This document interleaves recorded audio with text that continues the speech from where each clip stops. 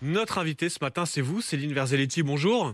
Bonjour. Vous êtes secrétaire confédérale de la CGT et à la veille de cette nouvelle journée de grève, de manifestation demain, le gouvernement a durci le ton ce week-end. La première ministre Elisabeth Borne martèle que le recul de l'âge légal de départ à 64 ans n'est plus négociable. Mais à la CGT, j'imagine que vous n'avez pas prévu de négocier. Vous exigez le retrait pur et simple de la réforme, c'est ça? Eh bien oui, écoutez, nous, de la même manière, ce que nous disons d'ailleurs depuis très longtemps, c'est que nos conquêtes sociales ne sont pas négociables. Donc, en effet, les mobilisations continueront. Elles seront, je dirais d'ailleurs, de plus en plus massives et nous continuerons jusqu'au retrait de ce projet de réforme qui, véritablement, se traduit par des régressions sociales inacceptables. Ouais, alors l'idée, c'est pas de négocier. Gérald Darmanin, de son côté, le ministre de l'Intérieur, a mis en avant ce week-end la valeur travail, alors que selon lui, les opposants au texte défendraient le droit à la paresse. Il accuse notamment la NUPES, mais aussi les syndicats, quelque part, de, je cite, bordéliser le pays. C'est ça votre objectif, c'est bordéliser le pays ?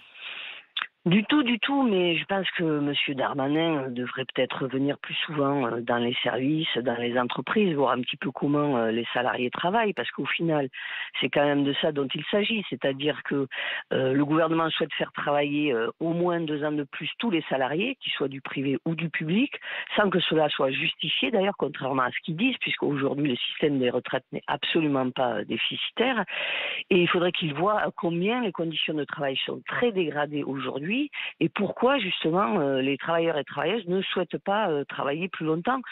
C'est une vraie régression sociale parce que, en effet, on estime aussi qu'à un moment donné, après une longue vie de travail, nous pouvons espérer avoir en effet un temps de vie et en bonne santé à la retraite et donc rémunérés par des pensions. C'est le système de retraite, c'est le système de solidarité, c'est du progrès social et c'est ça que le gouvernement veut nous enlever. Alors oui, on sera nombreux pour justement, comme je le disais, protéger cette conquête sociale. Et puis, Mais alors, justement, sociale. Céline Verzelletti, Oui. là, l'objectif demain, c'est quoi? C'est qu'il y ait plus de monde que le 19 janvier. Ça donne quoi du côté de la CGT, vos remontées sur le terrain?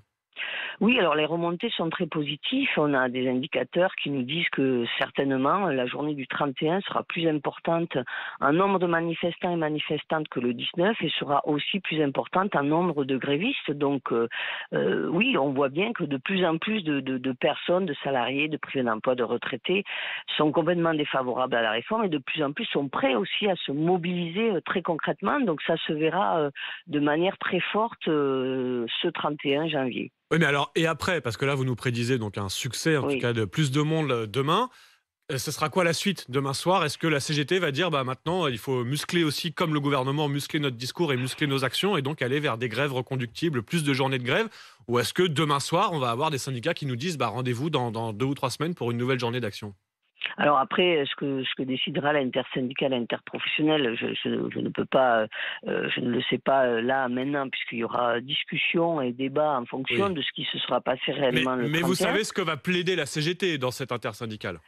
Oui, mais nous, ce qu'on plaide depuis le début, c'est que il y ait un processus de mobilisation qui soit fort, qui puisse s'inscrire dans la durée et qui se débatte aussi au sein des entreprises par le biais d'assemblées générales où les modalités de la reconduction de grève doivent être débattues. C'est-à-dire que nous, on dit d'ores et déjà qu'en effet, il faut qu'on s'organise, qu'on coordonne les grèves et aussi les reconductions de grève parce que bien évidemment, à un moment donné, il ne faudra pas rester sur une seule journée de grève pour faire reculer ce gouvernement.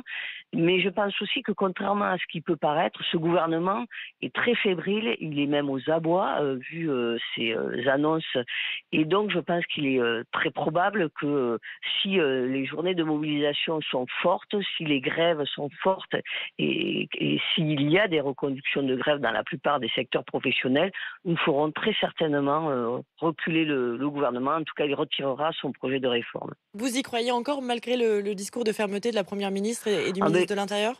Oui, oui, bien sûr, parce que justement, les discours de fermeté, on en a bien entendu les années précédentes et ça n'a jamais empêché les gouvernements de reculer parce que ce qui est sûr aussi, c'est que c'est comme ça, enfin, et c'est pour ça aussi qu'on mobilise, hein, qu'on manifeste, qu'on fait grève. On sait que lorsque nous avons des mobilisations massives, ça fait reculer le gouvernement, ça c'est très clair. Et de toute manière, et puis alors je dirais que toutes les conquêtes sociales, on les a eues par la mobilisation, les manifestations et les grèves. Donc ce sont des modes d'action et de mobilisation Alors, très efficaces.